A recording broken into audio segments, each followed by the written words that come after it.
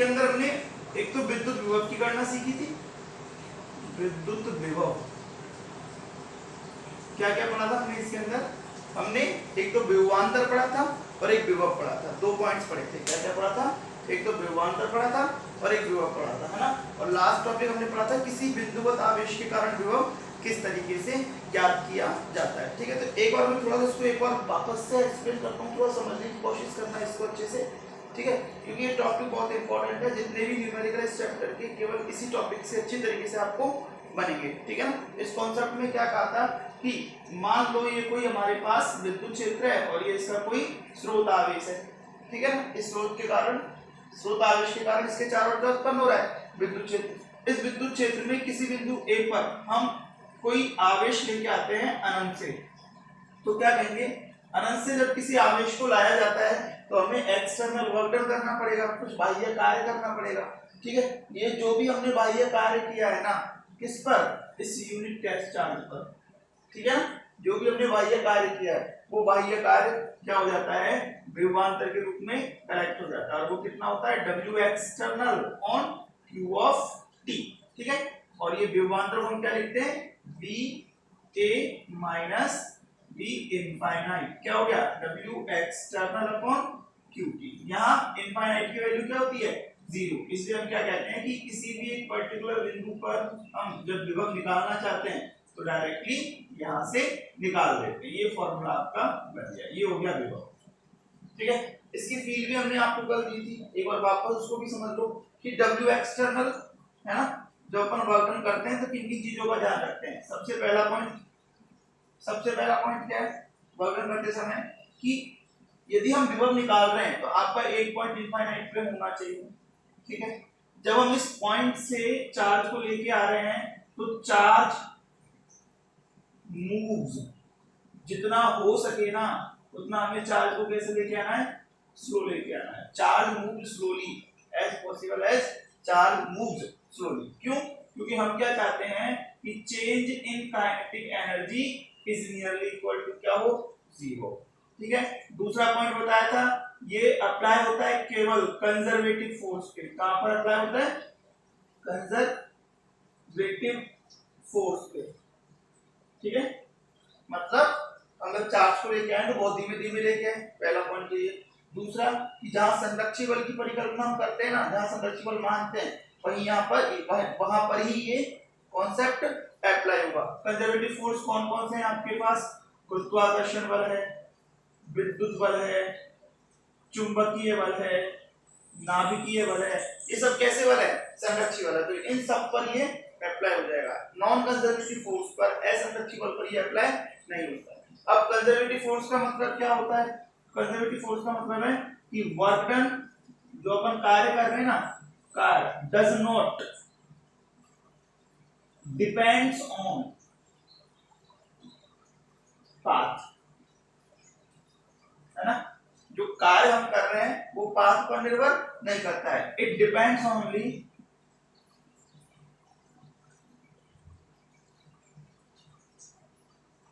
Final and initial position.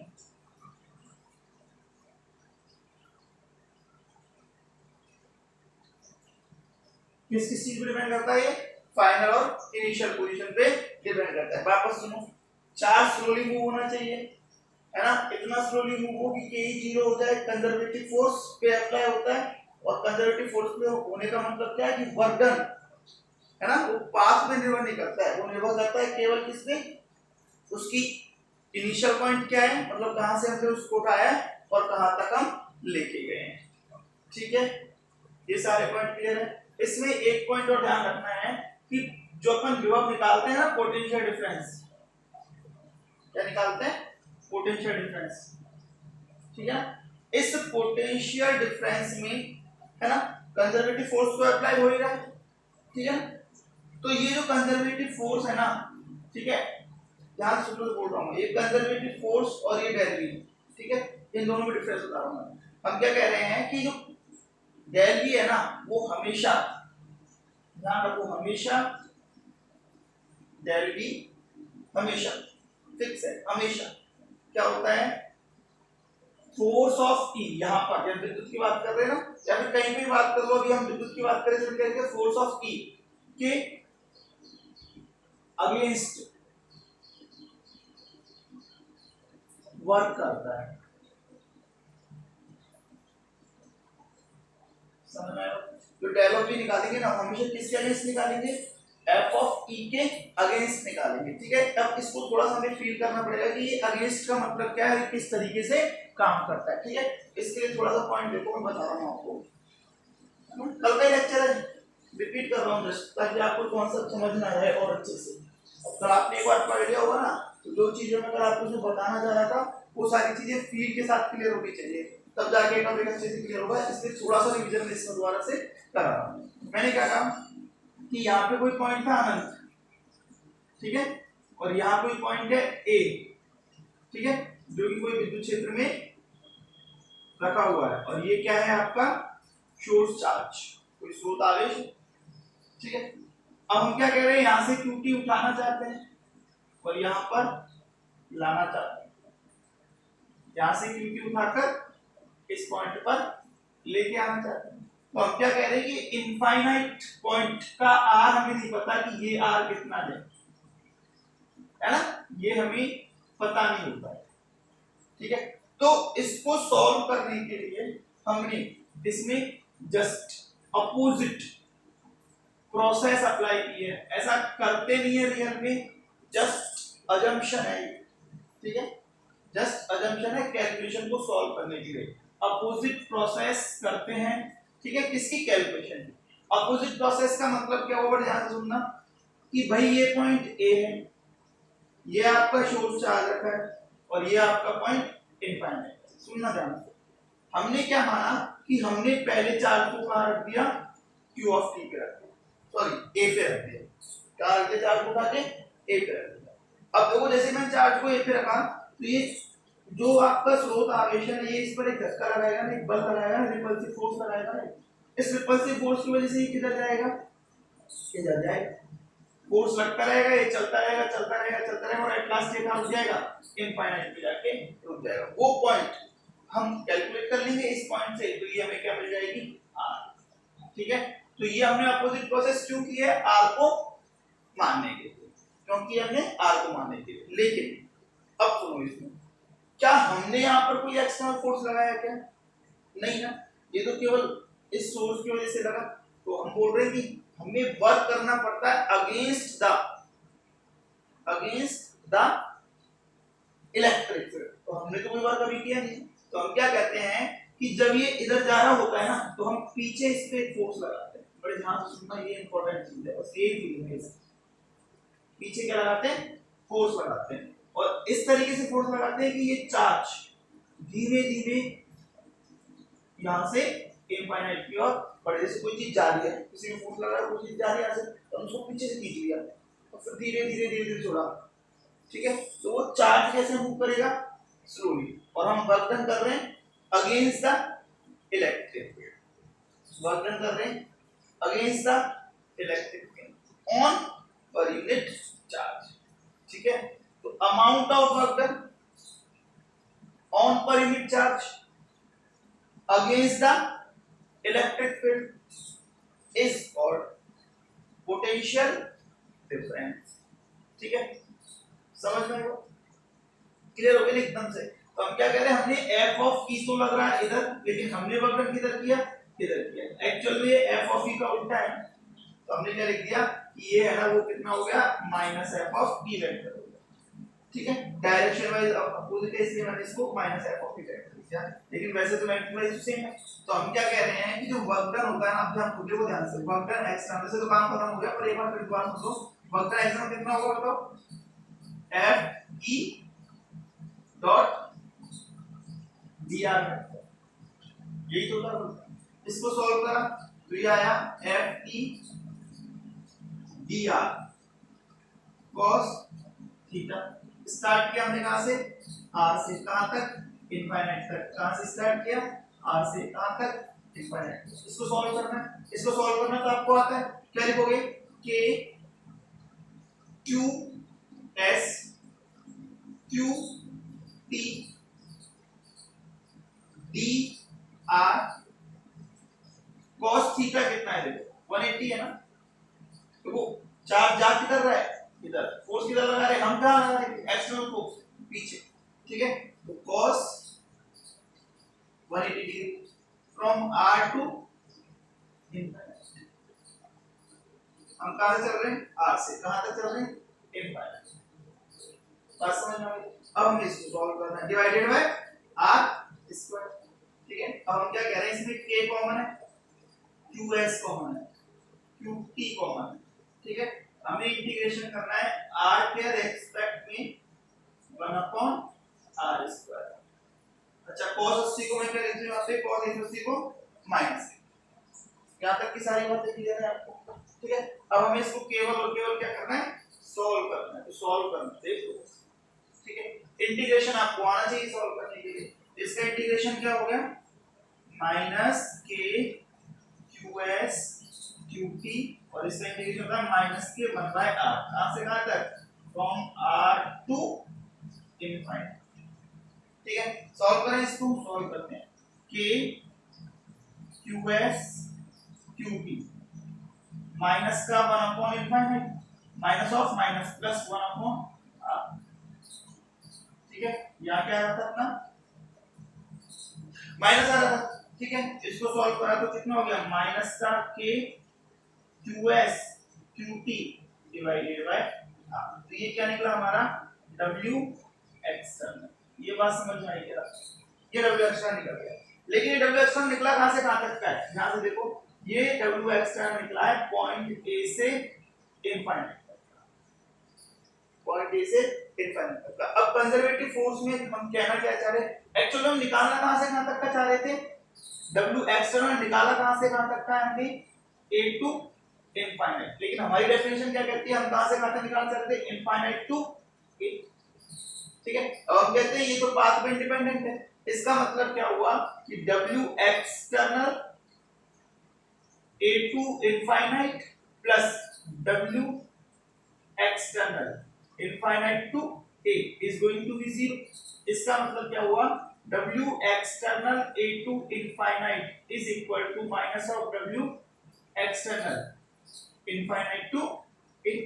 इसका मतलब हमने a टू इंफिनिटी निकाला ना, हमने कहां से कहां तक निकाला, a टू इंफिनिटी, हमें चाहिए क्या, इंफिनिटी टू। तो हम क्या कह रहे हैं कि w external from infinity to a is equal to minus of w external, ये कितना है, k qs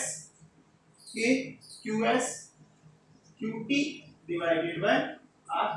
ये अब हमें तो पोटेंशियल चाहिए, पोटेंशियल का फॉर्मूला क्या, del v is equal to क्या, minus k qs qt divided by r upon qt ने qt को काट दिया, v इज इक्वल टू क्या आ गया, माइनस ऑफ माइनस, देखो यहां भी है माइनस ऑफ माइनस क्या हो गया, प्लस, ये हो गया k qs अपॉन r, ठीक है।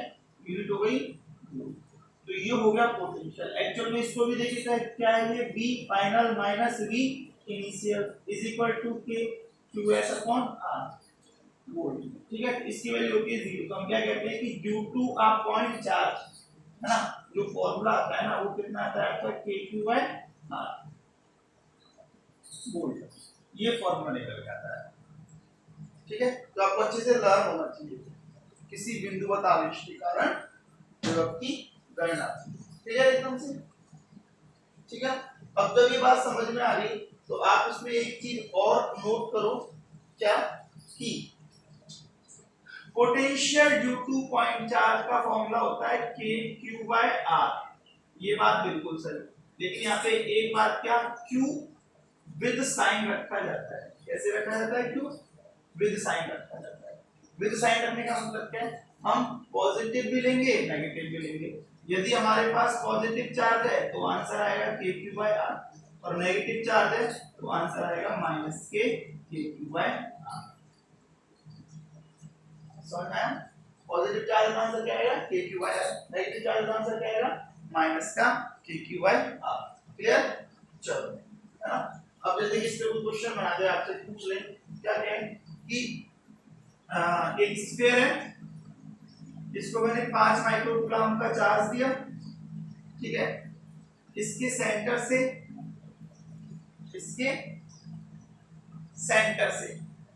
है ना, इसके सेंटर से 5 सेंटीमीटर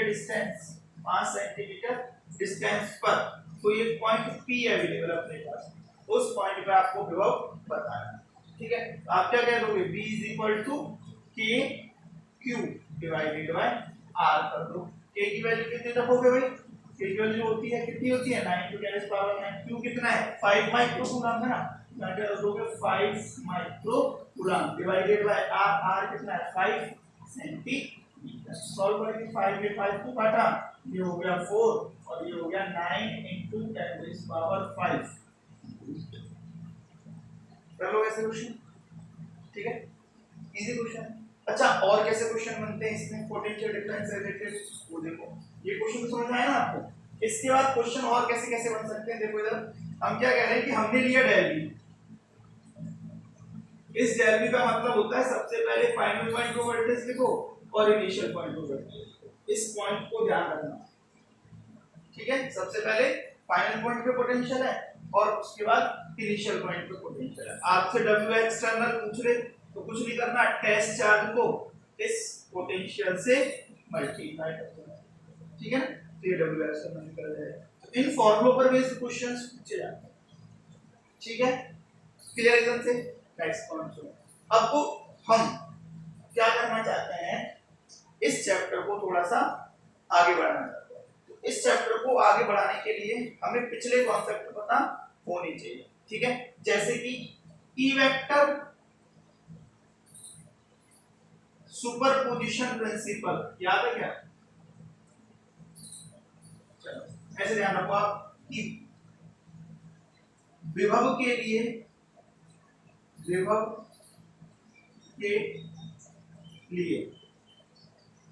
अध्यारोपण का सिद्धांत, ठीक है। अच्छा इसको पढ़ने से पहले आपको एक चीज आनी चाहिए, दिमाग में सेट कर लो, कॉपी के हर पेज पे लिख लो क्या, V मतलब पोटेंशियल, किसकी बात कर रहा हूं मैं यहाँ पे, V पोटेंशियल की बात कर रहा हूं। V मतलब किसकी बात कर रहा हूं मैं, पोटेंशियल की। Potential is a scalar quantity, इसका मतलब हिंदी में याद रखो इसको, विभव अदिश राशि। Potential is a scalar quantity, it means विभव कैसी राशि है, अदिश राशि है।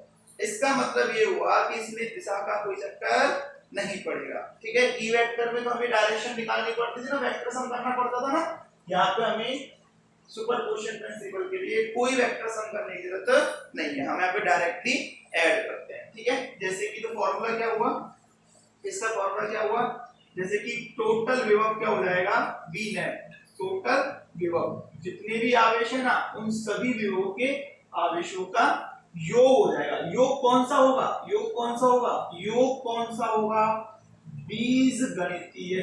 कौन सा योग होगा, बीजगणितीय योग, ठीक है। वेक्टर सम नहीं, सदिश योग नहीं, कौन सा योग होगा, बीजगणितीय। और बीजगणितीय का मतलब ये है कि जैसा आवेश वैसा विभव, आवेश माइनस में तो विभव भी माइनस में, आवेश प्लस में तो विभव भी प्लस में, ठीक है। मतलब आवेशों को ध्यान में रखते हुए हमें जोड़ना, ठीक है।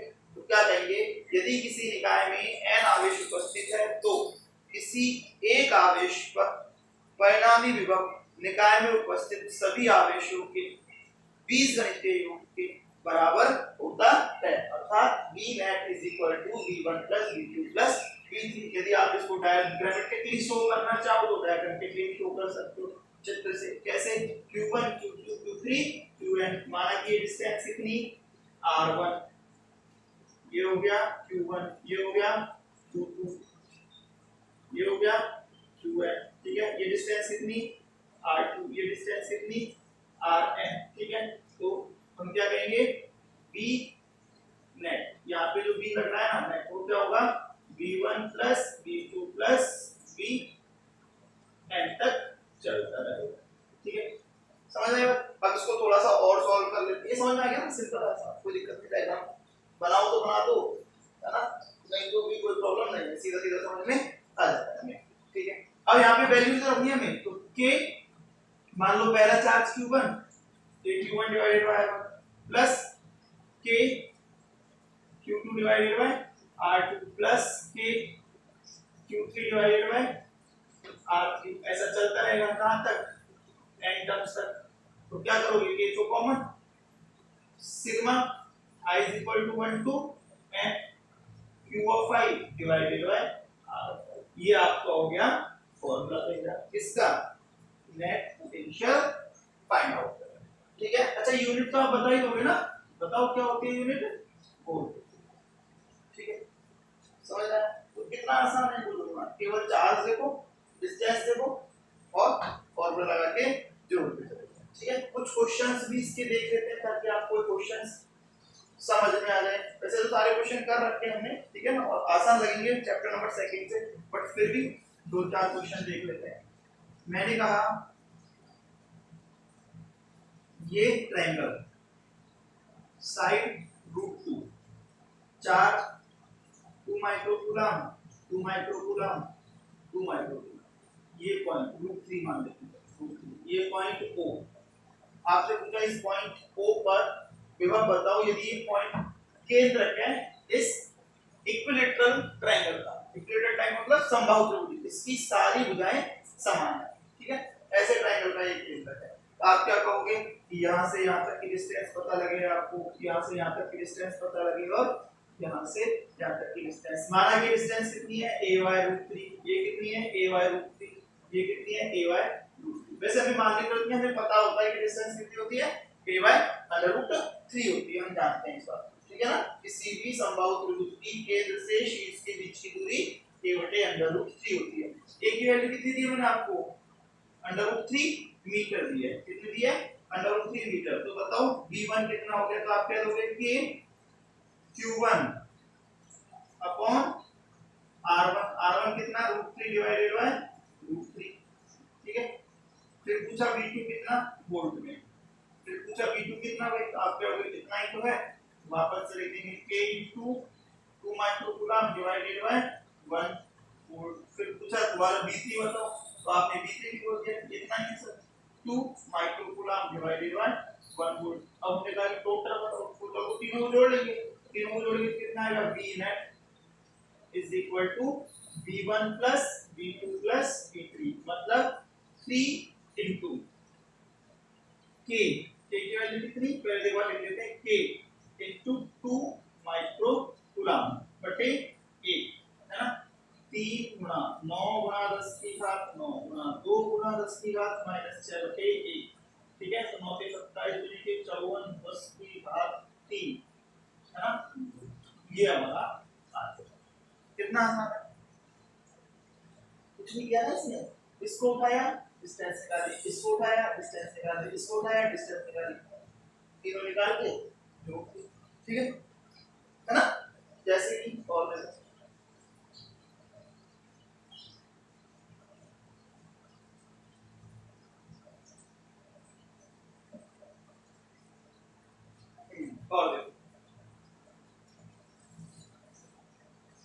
ये स्क्वायर है, ये सेंटर है ना, 3 माइक्रोकूलम -3 माइक्रोकूलम 4 माइक्रोकूलम -4 माइक्रोकूलम, इसकी साइड मान ली मैंने √2। ठीक है, और पूछा भाई बताओ क्या सेंटर पे एक स्क्वायर है, मतलब स्क्वायर के सेंटर में क्या बताना है, पोटेंशियल बताना है। अब क्या बात है, डिस्टेंस सबकी सेम ही आ रही है, कितनी होती है, a/√2, कितनी होती है, a/√2, तो वापस कितनी हो गई है, 1 मीटर हो गई, कितनी हो गई, 1 मीटर हो गई। तो आप क्या कहोगे कि पहले निकालो k q1 upon r1 plus k q2 upon r2 plus k q3 upon r3 plus k q4 upon r4, सबकी वैल्यू रखनी है। तो k तो कॉमन आ रहा है, q1 अपॉन r1 देखो कितना है, मान लो ये बना है हमारा, तो क्या कहोगे 3 अपॉन r1 कितना 1 है ना। अच्छा माइक्रो को भी बाहर ले लेते हैं, कोई बात नहीं, 3/1 हो गया। फिर क्या लिखोगे माइनस के 3/1, फिर क्या लिखोगे प्लस का 4/1, फिर क्या लिखोगे माइनस का 4/1 माइक्रो कूलम। ठीक है, सॉल्व करेंगे तो इससे ये कट गया, इससे ये कट गया, आंसर आ गया। तो v net at the centre कितना हुआ 0। ठीक है, v net at the centre कितना हो गया 0। ऐसे कहीं भी आप निकाल सकते हो, कहीं भी, जैसे कि आप लेते हैं, चलो एक और करते हैं। अब की बार का आपसे एक हेक्सागोनल स्ट्रक्चर है, इस तरीके से क्या गिवन आपको एक हेक्सागोनल स्ट्रक्चर, मतलब एक समषटभुज हमारी भाषा में। ठीक है, इसकी साइड दे रखी है मैंने आपको 5 सेंटीमीटर और क्या कह रखा है 5 माइक्रो कूलम का आवेश इसकी हर एक सतह पर रखा हुआ है। ये ठीक है, कितना रखा हुआ है 5 माइक्रो कूलम का आवेश। पूछा कोई बताओ इसके सेंटर पे कितना होगा। ध्यान रखना समषटभुज में सेंटर से जो वर्टिस की डिस्टेंस होती है ना वो साइड ए के बराबर ही होती है, बस ये फॉर्मूला है। तो क्या करोगे सबके लिए सेम निकलेगा 6 into k cube by r। ठीक है, सॉल्व कर देंगे, 5 से 5 कट गया, -4 हो गया है ना, और ये हो गया 9×4 54 into 10⁵ आंसर आ गया। समझ में आ रहा है। इस तरीके से हम क्या कहते हैं कि we use the superposition principle in the electric potential concept। ठीक है ना, बट हमें ध्यान क्या रखना है कि potential is a scalar quantity, there is no चक्कर of direction। यहाँ पर डायरेक्शन का कोई भी कॉन्सेप्ट आपको नहीं लगना, इस पॉइंट को ध्यान से समझो। सीधा सीधा चार्ज का मतलब नेचर देखो और उसके हिसाब से इसको प्लस माइनस करो, ये इसका कॉन्सेप्ट। ठीक है, अब जैसे कि इस पे नेक्स्ट आगे बढ़ते हैं। आपसे कहा, नेक्स्ट एग्जांपल दे रहा हूं, आपसे कहा कि ये एक तो प्लस क्यू चार्ज है और एक ये माइनस का क्यू चार्ज है। ठीक है, इसके बीच में हम एक तीसरा चार्ज रखना चाहते हैं, कुछ इस तरीके से रखना चाहते हैं कि एक संपूर्ण सिस्टम है ना, एक कंप्लीट सिस्टम है, संपूर्ण लिखा है, वो कहां आ जाए इक्विलिब्रियम कंडीशन में आ जाए, मतलब साम्य अवस्था में आ जाए। इक्विलिब्रियम कंडीशन का मतलब क्या होता है साम्य अवस्था में आ जाए। ठीक है, तो कहां रखे हमें नहीं पता कहां रखना है। ठीक है, अब साम्य अवस्था में आने का मतलब है कि इसकी जो टोटल नेट है ना बी नेट, साम्य अवस्था में आने का मतलब क्या है B net on Q equal to क्या होना चाहिए, ये है मतलब जहां भी हम रखेंगे वहां पे जो टोटल पोटेंशियल है ना वो क्या होना चाहिए 0। ये साम्य अवस्था की वही जैसे जैसे ई नेट 0 होता था ऐसे बी नेट 0 करना पड़ेगा। हमें नहीं पता कहां रखना है, तो मैंने बोल दिया कि मान लो ये प्लस क्यू चार्ज से x डिस्टेंस पे रखा हुआ, डिस्टेंस पर इसके अब प्लस क्यू चार्ज से इसके मान लो बीच की डिस्टेंस आपको दे रखी है a, तो प्लस क्यू चार्ज से x डिस्टेंस पे तो ये कितना हो जाएगा a माइनस x डिस्टेंस हो जाएगा।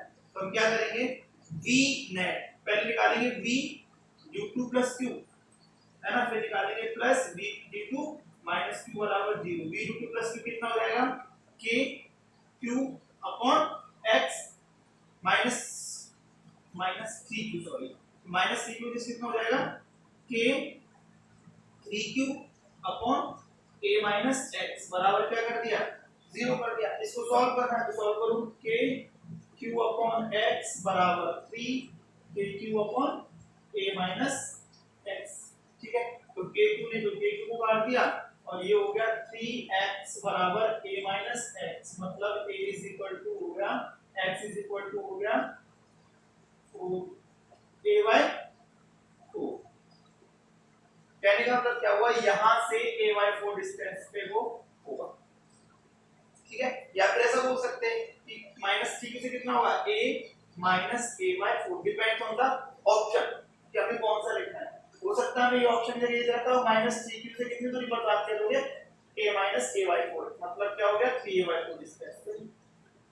जैसे भी ऑप्शन देता हूं उसके हिसाब से हम इसको साइज करते हैं।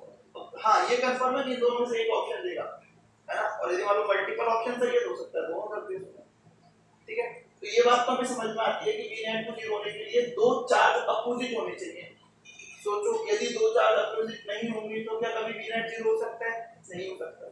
क्या हो सकता है ना, तो चार्ज को 0 होने के सॉरी पोटेंशियल को 0 होने के लिए या नेट पोटेंशियल को इक्विलिब्रियम में आने के लिए दो अपोजिट चार्ज का होना जरूरी है। जैसे कि मान लो आपको ये +3 क्यों दे देगा तो आप बोल रहे हैं कभी जिंदगी में ये क्या है इक्विलिब्रियम में नहीं आएंगे, इसलिए क्या होना जरूरी है माइनस होना जरूरी। अच्छा एक पॉइंट और है इसमें, सुनो एक पॉइंट आपको समझ में आ गया क्या कि बीच में हो सकता है। ठीक है, इसमें दूसरी कंडीशन भी लग सकती है।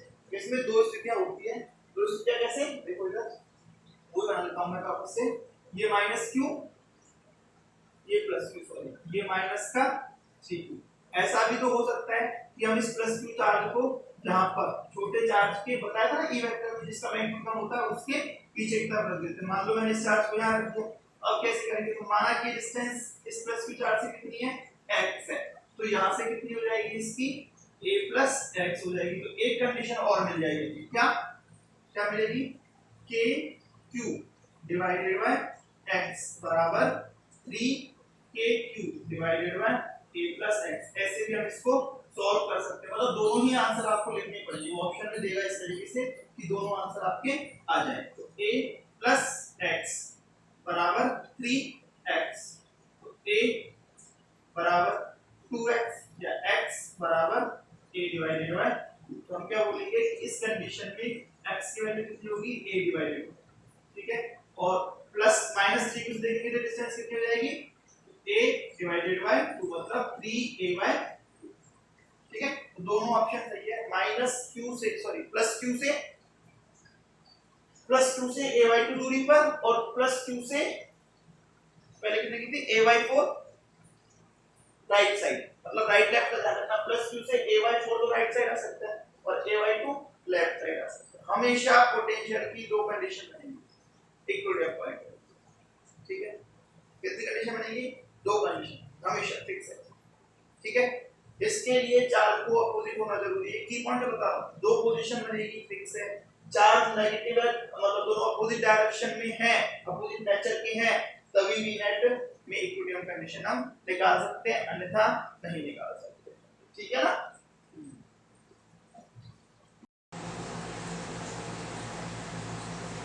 तो टॉपिक क्या है हमारा विद्युत द्विध्रुव के कारण r, थीटा दूरी पर स्थित किसी बिंदु P पर V की गणना। ये हमें सॉल्व करना है। किसी बिंदु P पर क्या करनी है आपकी बार हमें विभव की गणना करनी है। तो भाई वही विद्युत द्विध्रुव में तो क्या चेंज होगा, विद्युत द्विध्रुव होता है क्या वही क्यों लिखना पड़ेगा आपको। ठीक है, तो हमने क्या कहा विद्युत द्विध्रुव क्या होता है दो समान परिमाण तथा विपरीत प्रकृति के आवेशों को परस्पर d की जगह दूरी कितनी ले लूं मैं d दूरी पर अपने लिए दूरी कितनी है 2d कैलकुलेशन के लिए 2d दूरी पर रख दिया जाए इस तरीके से। ठीक है ना, इसकी इस दूरी को मैंने क्या मान लिया d, इसको क्या मान लिया d। तो ऐसा निकाय क्या कहलाता है आपका विद्युत द्विध्रुव। अब हम क्या कह रहे हैं कि इस विद्युत द्विध्रुव से r और थीटा, ठीक है ये तो बोल दिया r है और ये थीटा, दूरी पर स्थित किसी बिंदु P पर हमें क्या करनी है विभव की गणना करनी है, विभव की गणना करनी है। तो हम क्या कह रहे हैं विभव की गणना करने के लिए पहले इसको इससे मिला दिया और इसको इससे मिला दिया, बोल दिया सपोज ये डिस्टेंस कितनी है r1 और ये डिस्टेंस कितनी है r2। अब इसको अच्छी तरीके से सॉल्व करने के लिए ठीक है ना आपको एक छोटी सी कलाकारी यहाँ करनी है, एक छोटा सा काम करना है, इस मैथ को थोड़ा सा आगे बढ़ाना और यहाँ इसको नाम दे देना है कुछ भी। जैसे मैंने इसको नाम दे दिया सपोज मैंने इसको नाम दे दिया m और इसको बोल दिया ये a है और इसको बोल दिया b है। अब क्या करना है आपको यहाँ से यहाँ पे इस तरीके से परपेंडिकुलर ड्रॉ करना है और ऐसे ही इसका परपेंडिकुलर कहाँ ड्रॉ करना है यहाँ। एक्चुअल में देखो ये डिस्टेंस हमने बहुत ज्यादा दिखाई है, एक्चुअल में इतनी है नहीं। डायग्राम को समझने के लिए हमें डिस्टेंस बहुत ज्यादा दिखा दी, जबकि ये डिस्टेंस बहुत पास पास है। ठीक है, अब क्या कहा, ये डायग्राम ड्रॉ हो गया हमारा। ठीक है, अब हम क्या कह रहे हैं, हमें निकालना वी नेट। तो वी नेट तो दो आवेशों की वजह से हमें मिलेगा, एक तो प्लस क्यू आवेश की वजह से मिलेगा और एक माइनस क्यू आवेश की वजह से मिलेगा। तो प्लस क्यू की वजह से कितना मिलना है, पर आपको पता है के क्यू बाय आर वन, और माइनस क्यू की वजह से कितना मिलना है, माइनस के क्यू बाय आर टू। इसमें तो कोई प्रॉब्लम नहीं है। ठीक है, इसको सॉल्व करेंगे तो वी नेट मिलेगा।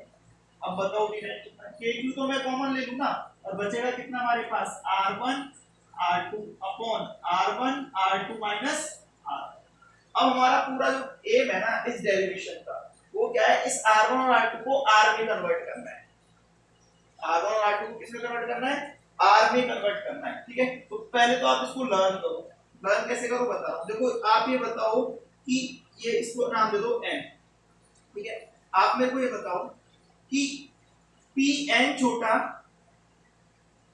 किसके कंपैरिजन में, OP के कंपैरिजन में Pn छोटा है या Pm छोटा है। आप बोलोगे Pn छोटा है, Pn छोटा है ना, तो हम बोल रहे हैं कि ये जो है ना, ध्यान सुनना, ये आपका R है ना, ये कितना पूरा R, तो R2 बराबर होता है R, ये तो पूरा R है ना, बीच वाला R minus D cos theta, छोटा है इसलिए इसमें क्वोशंट हटा दिया D cos।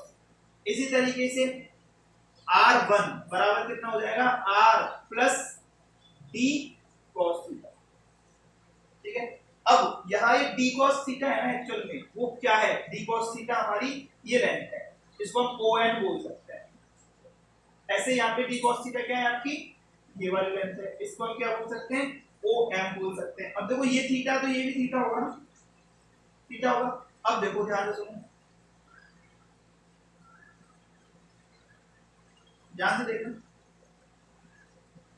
ये हमने यहां से रंग डाला इसमें, तो ये आपका हो गया आधार। क्या हो गया, आधार। ये हो गया लंब, सॉरी ये हो गया कर्ण, क्योंकि थीटा के सामने वाला होता है लंब, ये हो। ठीक है, तो हमें निकालना है cos थीटा, क्योंकि यहाँ पे cos दिया ना काम में, cos थीटा बराबर कितना आएगा, इस ट्रायंगल में cos थीटा बराबर कितना है, ध्यान से बताओ। cos थीटा हुआ आधार बटे कर्ण, आधार कितना d है ना, और कर्ण कितना OM।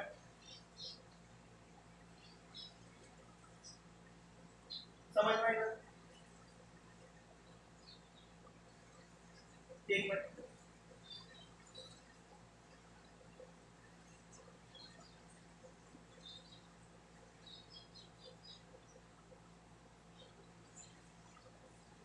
cos थीटा बराबर हुआ आधार, और ये हमने परपेंडिकुलर यहां से डाला है ना, ध्यान से देखो, और ये राइट एंगल ट्रायंगल बनाओ एक तरीके से। तो ये परपेंडिकुलर के सामने वाला होता है कर्ण।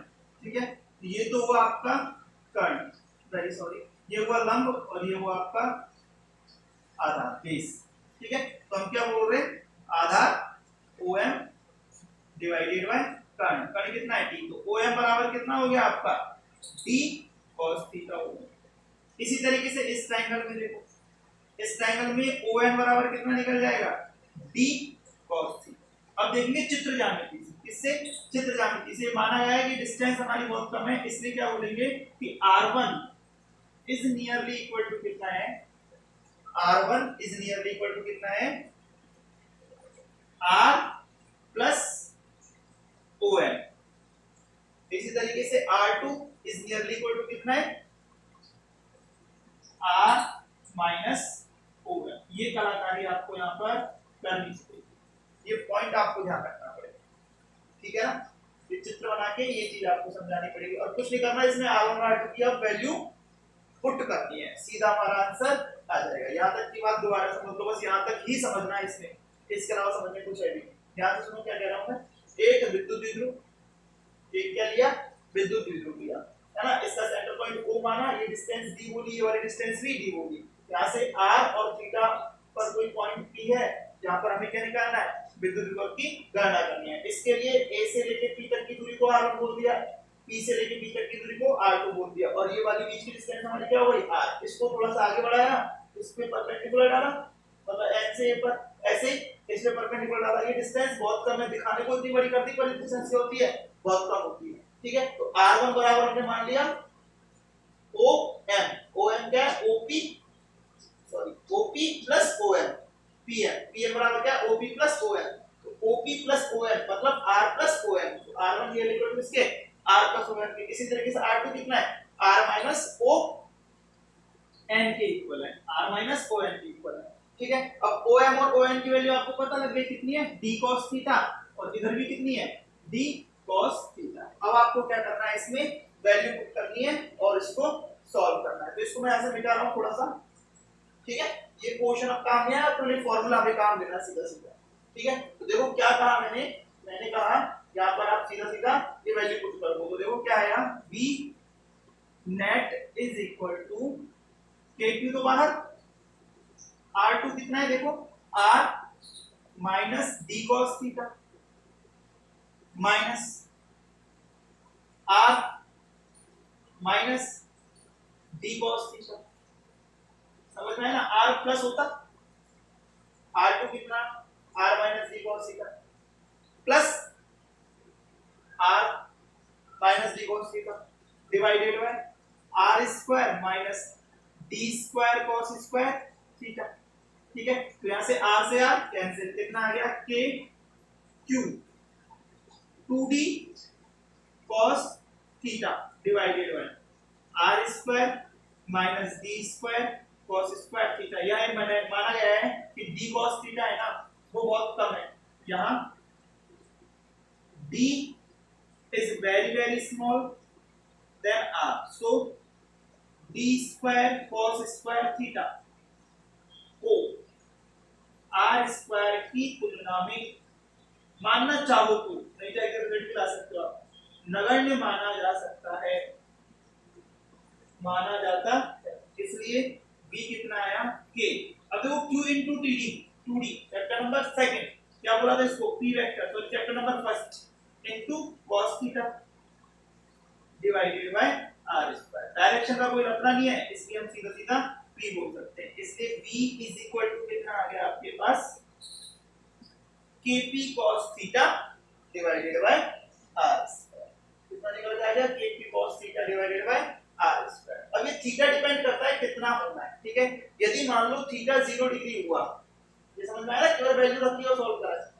ठीक है, वापस देख लो, r2 minus r1 divided by r1 r2। तो ये r plus d cos theta और r minus d cos theta, तो क्या हो गया, r square minus d square cos square theta.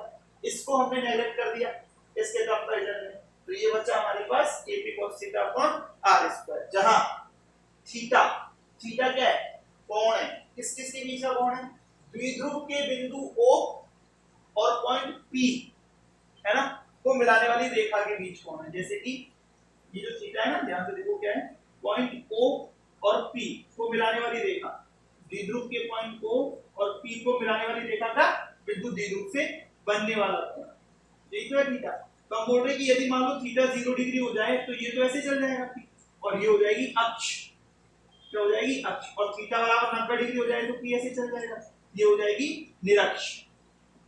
ठीक है, तो आपसे पूछे कि अक्षीय स्थिति पर विभव बताओ कितना है, तो v अक्ष कितना हो जाएगा, k p cos theta upon r square. cos theta की वैल्यू करें तो 0 डिग्री, थीटा बराबर कितना आ जाएगा यहाँ पे, k p upon r square, cos 0 degree तो कितना आया, k p upon r square. और निरक्ष की बात करूं तो v, निरक्ष की बात करूं तो v निरक्ष कितना हो जाएगा, k p cos 90 upon r square मतलब 0। अर्थात ये फिक्स हो गया कि निरक्ष पर कहां पर, निरक्ष लंबवत विषुवतीय तल है ना, इतने सारे नाम है इसके, है ना, द्विध्रुव के निरक्ष पर स्थित किसी भी बिंदु पर कहीं भी चलता हुआ, द्विध्रुव के निरक्ष पर स्थित किसी भी बिंदु पर E वेक्टर का मान, सॉरी V का मान, पोटेंशियल डिफरेंस का मान या पोटेंशियल का मान क्या होता है, 0 होता है। समझ में बात आपको, क्या कहेंगे, अक्ष पर हमेशा पोटेंशियल क्या होता है, जीरो होता है। इसकी वजह से ये निरक्षना एक समविभव पृष्ठ की तरह कार्य करता है। समविभव पृष्ठ क्यों कहा, क्योंकि देखो हर एक बिंदु पर, इस लाइन के हर एक बिंदु पर विभव का मान क्या है, समान है। जीरो है तो क्या है, तो समान, जीरो जीरो जीरो जीरो सब जगह समान, ठीक है। तो हम क्या बोलते हैं कि निरक्ष पर समविभव पृष्ठ बनता है। अब ये समविभव पृष्ठ है क्या, समविभव पृष्ठ है क्या, इक्विपोटेंशियल सरफेस, इसको हम पढ़ेंगे बाद में, पर पहले यहाँ तक का कॉन्सेप्ट आपको समझना है। क्या यहाँ तक की सारी बात आपको एकदम से क्लियर हो गई, ठीक है। तो ये हमने पढ़ा द्विध्रुव के कारण r, थीटा दूरी पर स्थित किसी बिंदु P पर विभव की गणना। चलो एक क्वेश्चन देते हैं इस पे। क्या कहा, ये लो आपसे कहा कि ये तो -5 माइक्रोकूलम का है और ये +5 माइक्रोकूलम का। अच्छा द्विध्रुव की बत्ती कब जलती है, मतलब अपने दिमाग में कैसे पता लगेगा द्विध्रुव है, सेम चार्ज अपोजिट नेचर, आपको समझ जाना क्या है द्विध्रुव है। ये ले लिया अपन ने पॉइंट O, ठीक है। और मैंने बोल दिया कि सपोज ये टोटल डिस्टेंस है ना वो है 10 सेंटीमीटर, कितनी है 10 सेंटीमीटर। आपसे कहा यहां से कि भाई 5 सेंटीमीटर और 45 डिग्री के एंगल पर, 5 सेंटीमीटर और 45 डिग्री के एंगल पर कोई पॉइंट P है, उस पे आप विभव बताओ कितना है। तो विभव का सीधा सीधा फॉर्मूला क्या, K P cos 45 divided by r square. अब कंफ्यूजन क्या होता है, ये r है ना वो ये वाला r नहीं है, ये वाला r है, ठीक है, ध्यान रखना।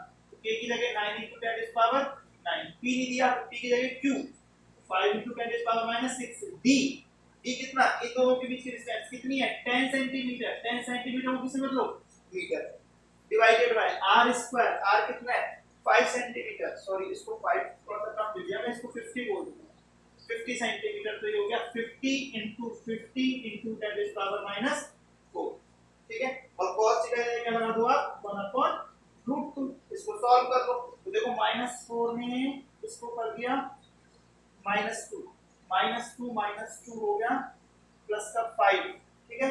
और एक जीरो यहाँ कट गई, ठीक है, और ये वाली नहीं ये वाली, और एक जीरो यहाँ से कम हो गई 4, ठीक है। और एक 5 यहाँ से ऐसे कट गया, कितना बचा 9 × 10⁴ डिवाइडेड बाय 5√2, ठीक है, ये बचा। और सॉल्व करेंगे तो यहाँ 3 कर दो, ठीक है, और यहाँ से हटा कर दो 2, और सॉल्व करो तो इसको कर दो √2, क्या लिखो 9 × √2 × 10⁻। अच्छा यूनिट बता सकते हो इसकी, अरे पता नहीं क्या है, निकाला तो पोटेंशियल है ना, तो पोटेंशियल की यूनिट क्या होती है वोल्ट, ठीक है। समझ आया लेक्चर, तो एक थोड़ा सा बड़ा लेक्चर हो गया, ठीक है, लेकिन इसमें पढ़ाई गई सारी चीजें बहुत इंपॉर्टेंट है, इस पर ही बेस्ड है चैप्टर नंबर 3। ये चीज समझ में आती है तो चैप्टर नंबर 3 का कोई सा भी कॉन्सेप्ट ला सकते हो, ठीक है, ठीक है। क्यों ऐसा क्यों बोला मैंने, क्योंकि मैंने चैप्टर 2 को चैप्टर 3 से जोड़ना आपको सिखाया है, तो थोड़ा बहुत बच रहा है ना जोड़ना, वो मैं नेक्स्ट लेक्चर में सिखाऊंगा, ठीक है। अब जो अपन नेक्स्ट लेक्चर पढ़ेंगे ना उसके बाद आप किसी भी चैप्टर 2 के ई वेक्टर को v में कन्वर्ट कर सकते हो। आपको डायरेक्टली फॉर्मूला दिया जाएगा to convert v to e और e टू v, मतलब पोटेंशियल और ई वेक्टर में एक्चुअल में रिलेशन क्या है वो चीज आपको बताई जाएगी, ठीक है। तो इससे पहले आप इसको अच्छी तरीके से पढ़ोगे तो वो आपको बहुत बढ़िया तरीके से समझ में आएगा, ठीक है। तो इसको बहुत बढ़िया तरीके से आप कवर अप करो, ठीक है। और कोई डाउट हो